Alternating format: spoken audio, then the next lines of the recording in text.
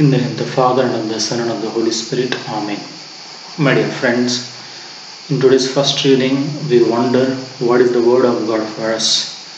We hear about Jephthah offering his own daughter. The word of God precisely there tells us that unlike the foolish promise of Jephthah, we should never make such promises which does not require from us human sacrifice. For surely the Lord was with Jephthah in liberating Israelites from Ammonites, but the Lord never asked him a human sacrifice. In fact, in the Old Testament, in the very beginning, in the book of Genesis, when Abraham was about to offer Isaac, the Lord stopped Abraham and he made ready a goat there for the sacrifice.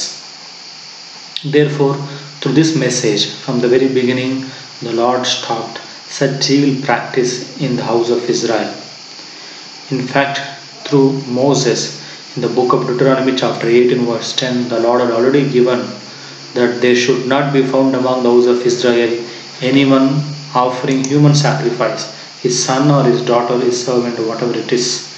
So the Lord has completely forbidden such human sacrifice. Yet Jephthah, who was not aware of these things, made a foolish vow saying that whatever comes out of his house, I'll offer to you. Perhaps Jephthah thought it was a sheep or goat or cow that would come out of the house. Normally, in those days, it was quite normal to house the animals inside the house. So he thought maybe one of the animal would come out. But then, to his shock, his own daughter came out rejoicing and thanking the Lord. And Jephthah foolishly executed the vow that he had promised. Therefore, my dear friends, our trust should solely depend upon the goodness and kindness of God.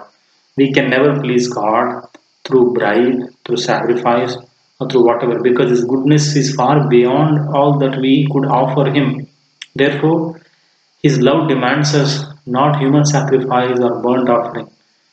In Psalm chapter 51, King David says, "The sacrifice you are not pleased with the burnt offering of bulls or goats. A sacrifice pleasing in the sight of God is a contrite spirit, a humble spirit and a contrite heart." This is what is pleasing in the sight of the Lord. Let us then pray that we may always remain in such goodness and kindness of the Lord. We may depend upon this goodness and kindness of the Lord. In the gospel today, we see the Lord tells us that we have the freedom to reject His offer of salvation and to be busy with our own appointment for disappointment.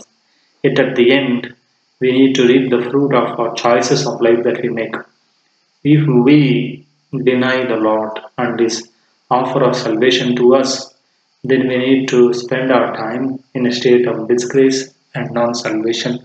Let us then pray that, helped by His grace, we may always depend on the love and mercy of the Lord so that we may always walk in His light. Towards this grace, let us pray.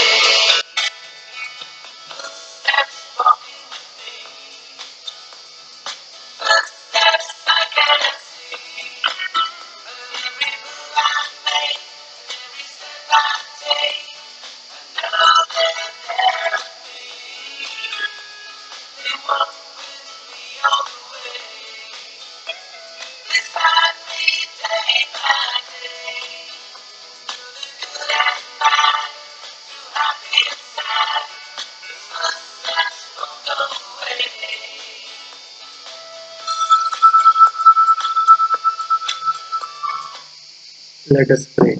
Lord, your providence and guidance is always with us. You walk with us in our journey of life. We thank you for your providence. May we ever learn to depend on your providence alone and not on our merits.